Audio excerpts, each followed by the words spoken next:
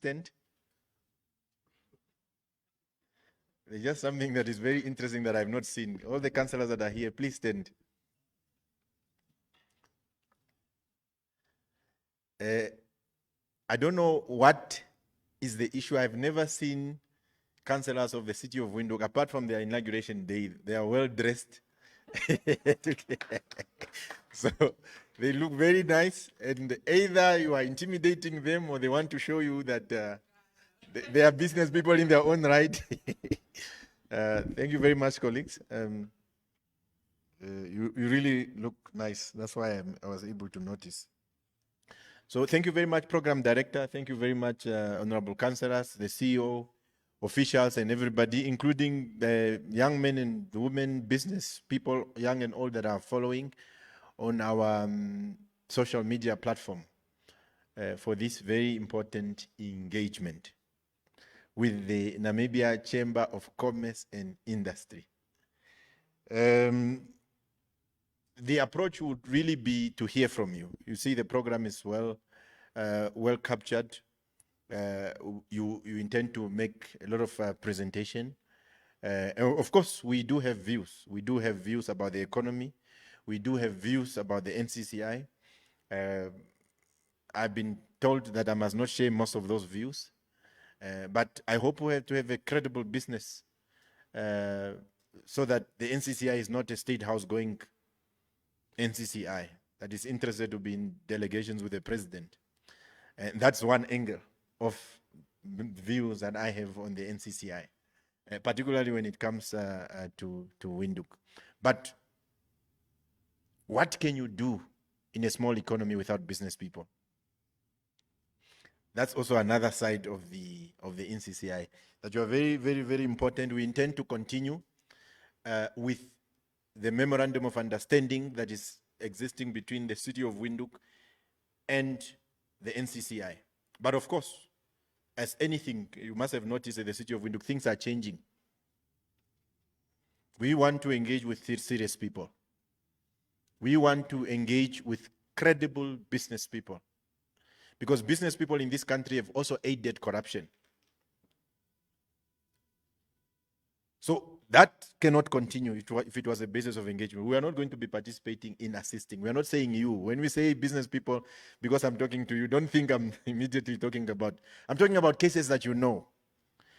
Because you are in this country, you probably even know this country better because of the nature of businesses. So I just want to say a few words and have a conversation and probably stimulate your thinking as we engage further. One of the things that people do not realize is that there is actually what is called economic architecture. There are people who design the structure, the context, and the contours of the economy. They determine the flow of goods and services. What direction is it is that you are going to have. And we don't sometimes think about the architectures of the economy. Look at the development in the colonial context. The roads, the railway are going towards the sea. Why is that? Why is it that our roads are not going inland? Why is it that the roads are going to the sea? If they are not going to the sea, they are going to the airport. Why? We are having a road to, it would actually even take an hour or two to go to Vaves, but if we pass through that Unam sources flay all the way there to the coast. But there's no road there, but there's a road to the airport, because the colonial economy was designed in such a way that the goods and services and the development in the economy is designed in such a way that you extract the resources and you export them to the sea. You needed to get it from the Tsumeb mine all the way. The train must go in that particular way. If you even just check how the rail line is, I was told that there is no rail line straight between Okahanja and Ochiwarongo. I was very shocked to learn that. It must go in a particular way. So there is, even the colonial economy was designed in a particular way to achieve particular objectives. So if we don't have the architect of the economy, it basically means that whoever have designed whatever sector of the economy, it will remain. So when you just study our economy and try to understand exactly what was happening, the business people who operated before independence, most of them were operating on the design, on the architecture, on the drawings of that colonial economy with colonial logic and colonial objectives. You as business people, most of you are told about people who were selling biscuits and fish, catching fish in order for them to become millionaire. I did my doctorate in the role of illegal diamond in the development of Wamboland. All those business people that are said to have started from humble beginnings, the reality is that they were diamond dealers. They dealt in diamonds, and I'm proud of them as diamond warriors. Without the diamonds, most of Wamboland, most of Kavango would not have remained the way it is. So there was a particular generation of business people who understood the economic architecture, and they saw an opportunity, and they went into those specific ventures for them to do what they did. So all those business, those princes, there are about 10 of them, differing from generation to generation. You come with your diamond, you give it to him or her, you get a letter, you go to Ford, and you get your Ford, you get that car, be it a custom or whatever it is. And those cars, some of them were the first ones. Chiwarongo here, you give the diamonds, you get to get the tractor. It's the first one in the village. You are able to cultivate. Whereas you could now cultivate your field in your 10 hectares in 3 weeks, you can now do it in 1 day through a tractor. One person have now bought. You see, when you see the old photos of people getting married, they're getting married on the Ford. The bride and the groom are standing at the back with their on the backy, because we are not on the inside. Is just the driver and the wife. No one is supposed to be allowed. But that is what the diamond economy did to those communities and transformed it drastically, because they understood the architecture of the colonial economy. Now, if you don't understand that, it becomes very, very, very, very, very problematic. Now, after independence, what actually happened in terms of the economic architecture, they decided in the white paper on economic diplomacy, on Namibia foreign policy, that Namibia will follow an outward-looking economy, what they are calling economic diplomacy. The argument was then that the population of Namibia is so small, we will not be able to, we don't have a purchasing power. We're very small. I think we're what, 1.2 million at independence. So they thought that we now need to rely on foreign investors. So the general economic outlook and design at independence was to attract foreign direct investment as an engine of growth. Yeah. So we didn't have programs such as import substitution, industrialization. The outlook at independence, there's some sort of architects, minor scale of architecture, if we even venture to design the economy, was that an outward looking development strategy. So in other words, let's get those guys from other countries to come in. So the FDI, the foreign direct investment, became the strategic approach of our economy. So because we have accepted that we are very small, we can't do anything, we must just get the foreign investor. That's how we get people like Ramatex here. They bought that land for $1. Is it $1 or $10, CEO? The Ramatex, $1. Because the central government, because the strategy was outward-looking development, you must support whatever foreign investor comes in. You must bend backward, do everything. Environmental impact assessment, it even went to pollute our water, labor laws and everything. It was the fastest approach to economic activities in the life of our city, that Ramatex.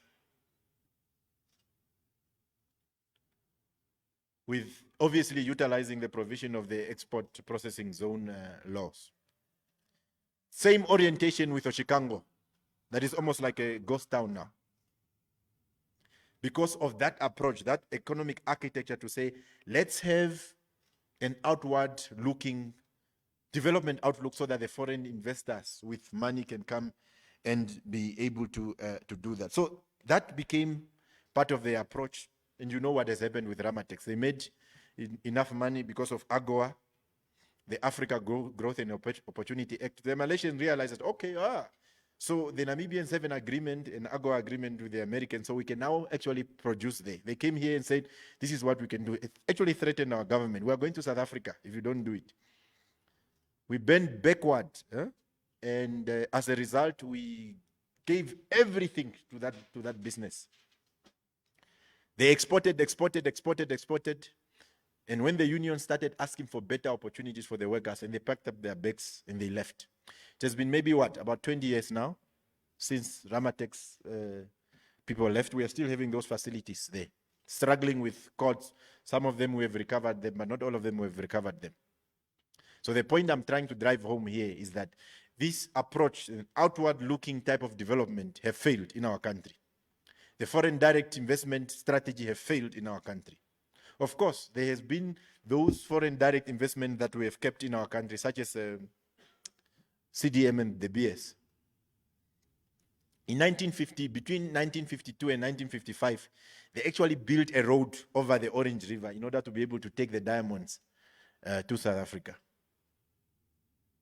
But for 27 years after independence, for about 80 years of diamond mining in Oranienburg, there was no road built. We couldn't access Oranienburg by road. That road only opened, I think, in 2017. But already in the 1950s, they built what is called the Oppenheimer Bridge. When Namdeb, Oranienburg town, eventually opened to everybody, they decided that no, we can no longer mine here, so we must go and mine in the sea, because they don't want to invest a lot in security and things like that.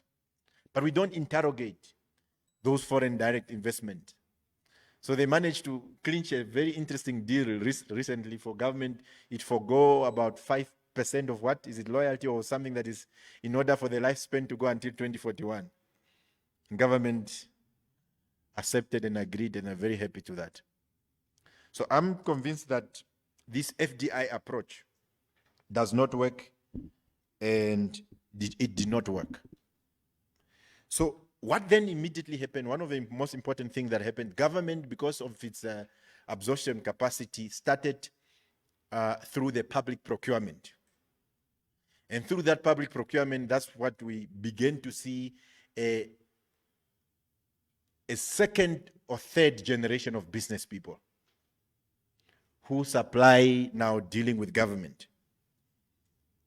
What the South Africans call this negative term of tenderpreneurship. In an economy like this, what can you do without public procurement? The economists were even talking about the spending powers, and I think it's about 70%. In all serious countries, government does play a role there. So we started having the other generation of business leaders and business people who are dependent on that. What actually happened? We know that our budget and most of our revenues come from SACU. And our revenue from SACU have been drastically reducing over the years. As our revenue from SACU kept reducing, the spending power of government also became very problematic. Of course, there's fall in commodity prices and things like that. And the spending power of government also became very problematic. In 2014, during Pohamba time, we could announce and say, how much was the TPEG program and the mass housing? So government was able to spend to be able to stimulate the economy and things like that. And one day we just woke up, those tenders, the Pohamba tenders, are no longer there.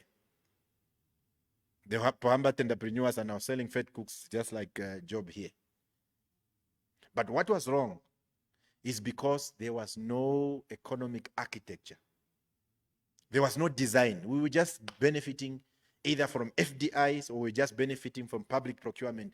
But there was nobody who went back to the drawing board and say, this is what we need to re-engineer the economy. This is what we must get from our economy. This is what we must get from our businesses. And we need to be able to understand. And I know we are talking about COVID and the impact of COVID, but let's be able to understand. The revenue of government has already been decreasing since 2015. When President Geingob came in, one of the first things that he needed to do, he went to borrow the Eurobond. So because there was no money already, and those bonds has been maturing, we went to borrow from the Chinese, we went to borrow from who already. So, and the ratio of the debt to GDP started increasing from about 35%. We are now at close to 60%. So I know everybody is thinking about COVID and things, but the economy was already going down. Government was no longer spending to stimulate the economy. COVID just came to create a lot of, we're already in problems. I don't understand why all of us are now talking just about COVID, impact of COVID. If anything, COVID taught us big lessons. Because only 21% of the businesses were able to continue at full capacity by September 2020. And most of those businesses are in the manufacturing sector. So in other words, real businesses survived. But the businesses that are dependent on the Pohamba economy and the Pohamba tenders could not survive. So I have a different opinion for us to have a conversation and really say, COVID, how do we recover from COVID? We're already going down. If anything, we're probably at, if you are, the slope is 100% here, we're already probably at 40% of the slope. COVID came to take us to 15. How do you then just start articulating at 15, the movement from 40 to 15 when you know that up there, the situation is not like that? So we must have conversation about economic recovery and economic architecture and changing things beyond COVID. Yeah? Yes, COVID stopped things, but things were already bad. Look at what is happening, what the Russians did. And it's a responsibility. Don't think that we are not taking responsibility. As political leadership, we must take responsibility. We must give direction. We must assist businesses. What did Putin do? Putin created, well, in economics, it's called picking winners. So in other words, you see people who are doing well. Then you are saying you are now a millionaire. You have created this number of jobs. And you do it unapologetically. You are now a millionaire. You have created 500 or maybe 20,000 jobs. So what are you dealing with? A millionaire that have created 20,000 jobs. In Africa, what do? We think this guy is already good. Alpa Indongo is already good. So we don't have to, we just give him an award and celebrate him. Lazy thinking. You would have said that, Alpa Indongo, you are now a millionaire. You have created these businesses. How can I help you so that you can be a billionaire and create 100,000 jobs? Because you have proven that you can create all this number of jobs. So this notion of picking winners, and it has happened in Russia, what Putin did, he took quite a number of millionaires and say that I want you to grow, I want you, because your growth is also going to help us. The person who was at 500,000 and they are 10 over, then comes and take that space of a millionaire. So that's why you have all those Ibrahimovic who would go and buy Chelsea and do. So Putin assisted those millionaires and they became billionaires and they went to Europe. They started buying soccer teams. They started doing all sorts of things like that. So where have we seen picking winners in our economy? Where a president, we're not talking about these trips where you guys follow the president all over. We are saying a deliberate conversation where a president or whoever come and say, okay, you are successful, but I want you to succeed more.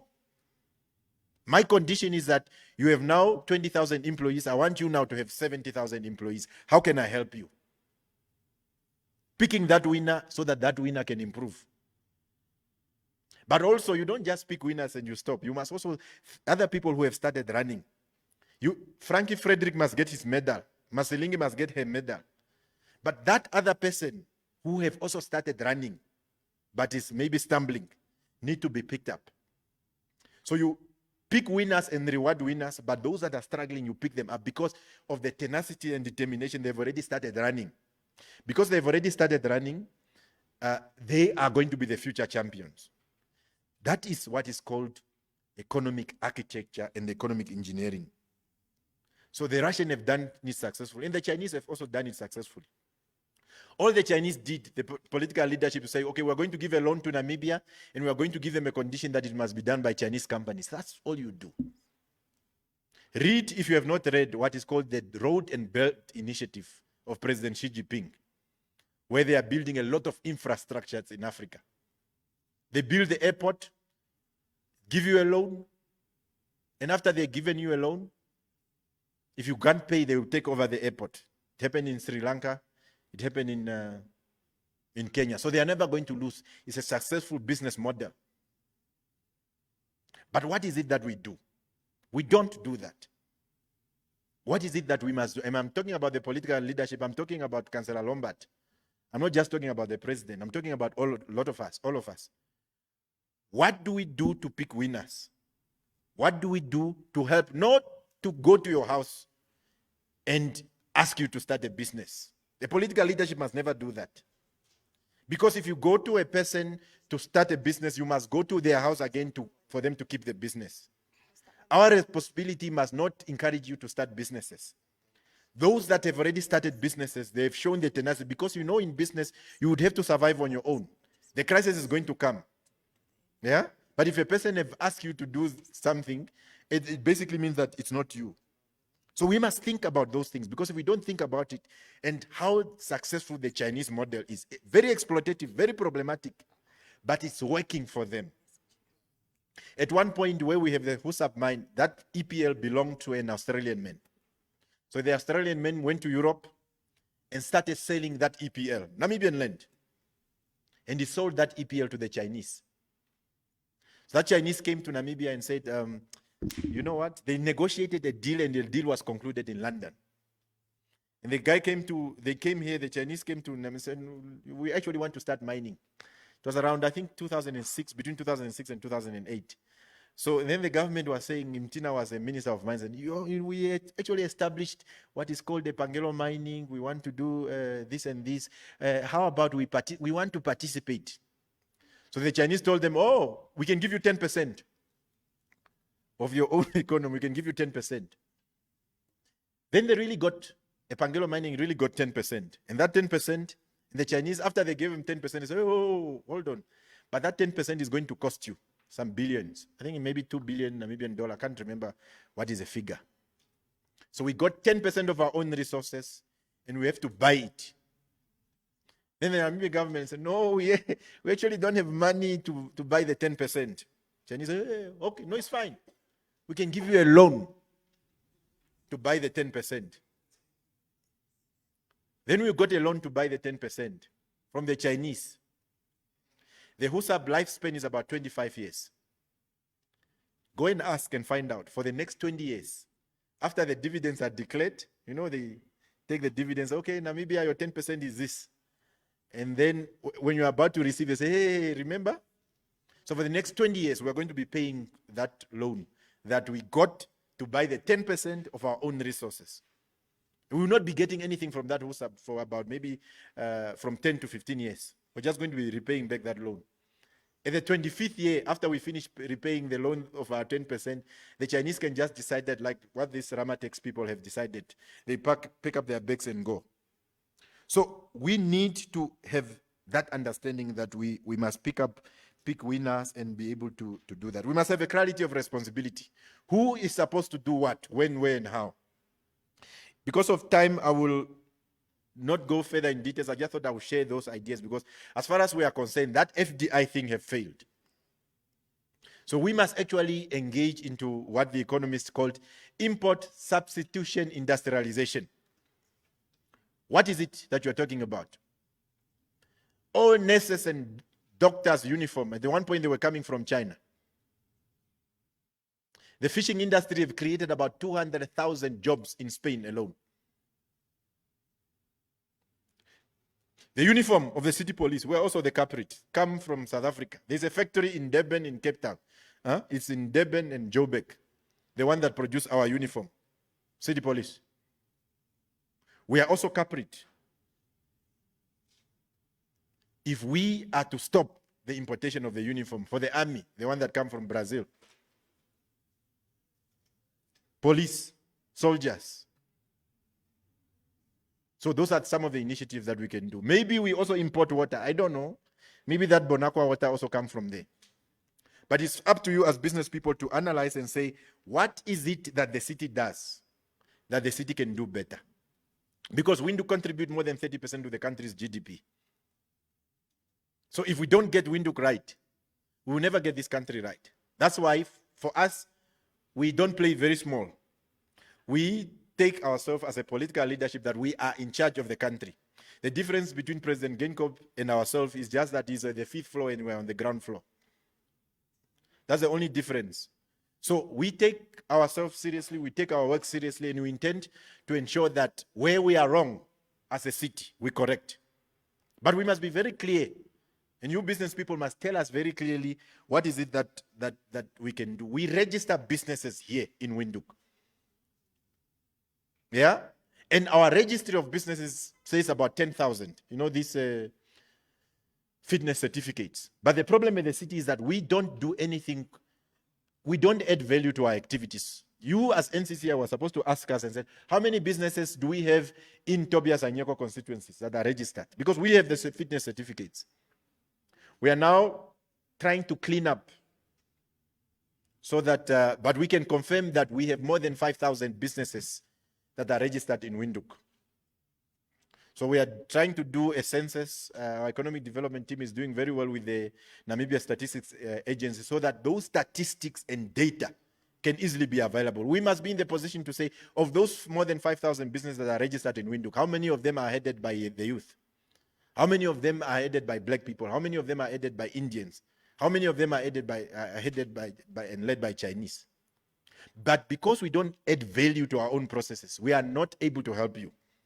Once we clean up and we do those censuses, we must be able to produce those statistics, even for your planning. Yeah? And it's very, very, very important. And we take that role very seriously. And we know that some of the businesses are not, people just come and take chances and say they've registered businesses, but it's a bit of a serious problem. So we want to position ourselves as a city that is business friendly. Business friendly doesn't mean that we are now going to say business people must not pay their water and electricity. No, that's not going to be the approach. We have a different conceptualization of business friendly. Yeah, so, and we are quite very serious. We spoke about worry. I called the president of the NCCI and I told him that, look, we have this initiative. And maybe just for that, I can give you the context for you to understand. This public procurement bill and what's another thing? There's some laws there. You guys know better. One of the horrible things that they did is to kill innovation. In the past, you can have a brilliant idea and you approach the institution and you submit your ideas. Those laws outlawed it. They started calling it unsolicited bid. What law is it? Is it a public procurement? So in other words, if you bring an idea to the city of Windhoek now, when you bring it to the city of Windhoek will say, in terms of those laws, an unsolicited bid, therefore, it must go on tender. So some guy who's drinking, by the time when you are thinking and planning and doing the research about your idea, some guy who's drinking there at the Shebin, he's not thinking about that idea, but you bring the idea to the city goes on tender.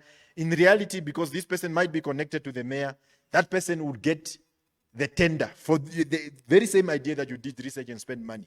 What type of country is that? What type of absolute nonsense is that? So that is in our law. So we decided, but innovation is very important. You cannot have an economy that doesn't innovate. Lazy people who are at the Shebins drinking and not presenting ideas should not be rewarded by ideas of other people who are thinking. So what we thought to do because of that crisis and using Section 11 of the Local Authority Act, because the mayor can initiate programs that are aimed at economic growth and employment creation in the local authority area. So we said that, look, we want to increase our contribution to GDP from 33% to 33% to 36%. But we also want to create jobs in Windhoek. Yeah? So how do we do that? By innovation. Bring your ideas. We will protect those ideas. The best ideas would get support. That is the basis of economic engineering that we are talking about. So how do we make sure that from the input, from the process to the outcomes? So we are going to help you, be rest assured. But we are not going to be used to cut corners. Because if a business is, the diamond must be, in order for it to be shining, why do they have diamond polishing?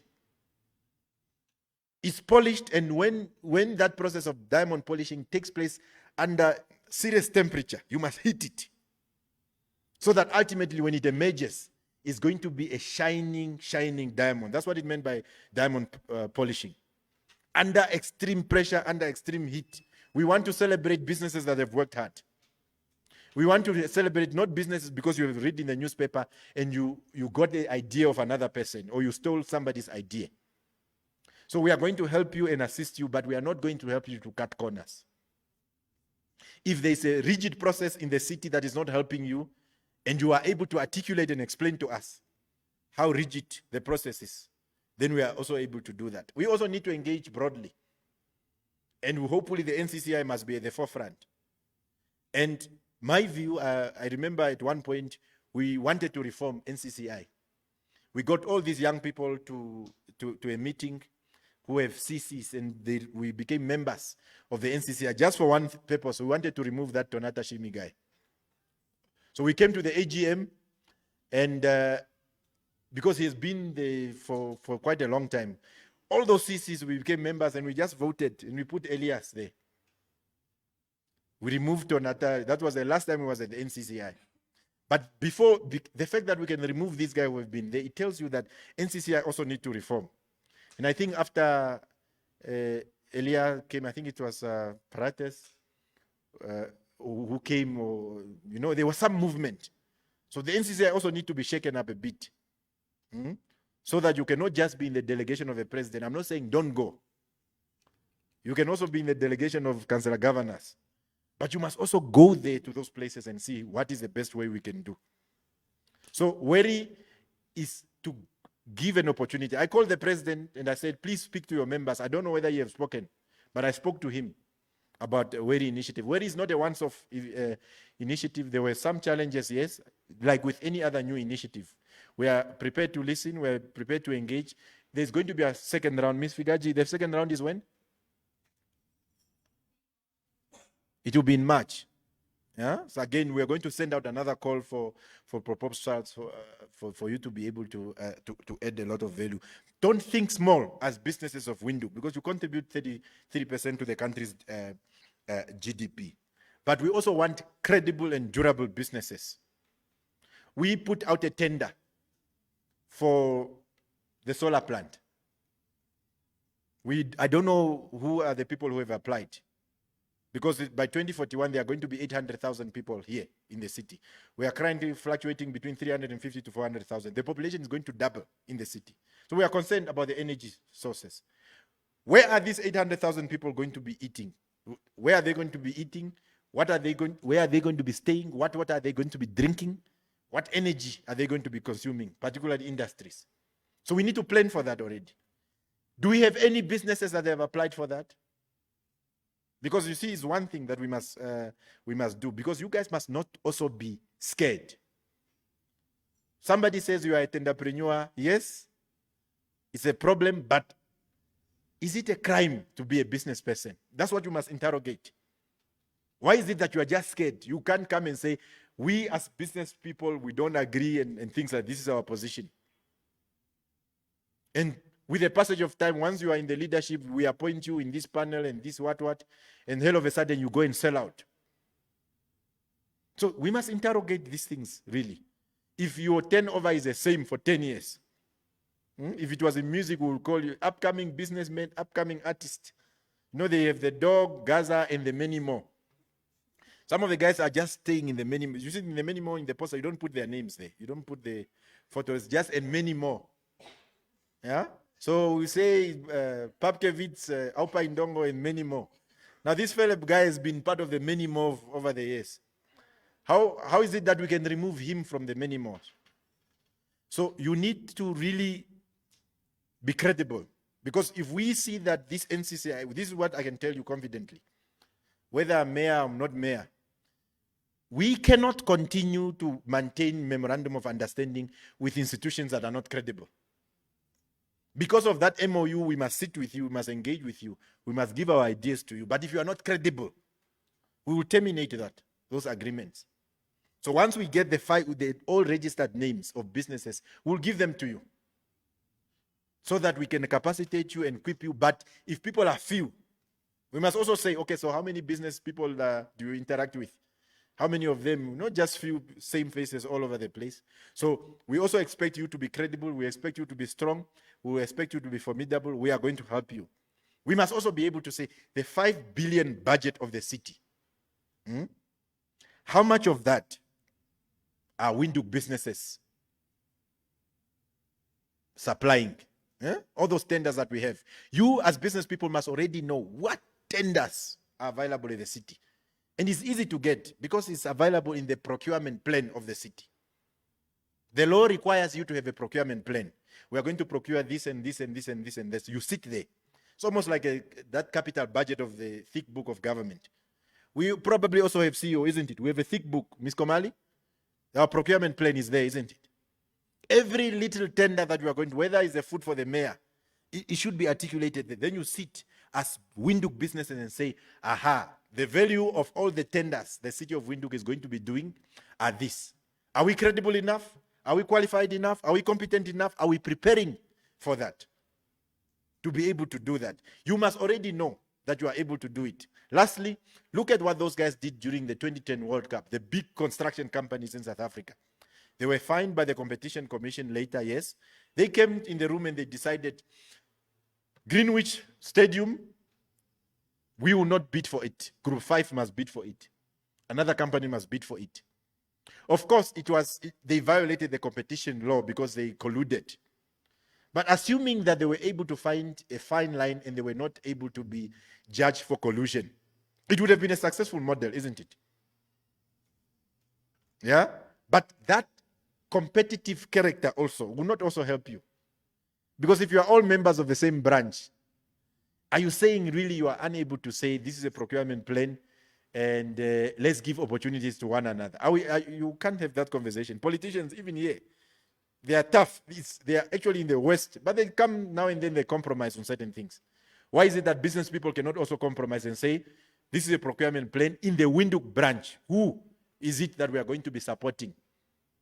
And who is it that is not going? You are in catering, you are everywhere, you are not even, it's a very, very problematic. You must also have some sort of social soul, you know, the soul for the businesses in the city. So we wish you all the best. And we want to hear from you, but think about engineering the economy. Think about economic architecture, because I'm told they are architects also here, because they are able to envision and imagine things even before they come. I'm very confident in the future of Windhoek. I'm very confident in the future of businesses in Windhoek, and I think the future is going to be so bright. All of you must go to the shops now and buy sunglasses. Thank you very much.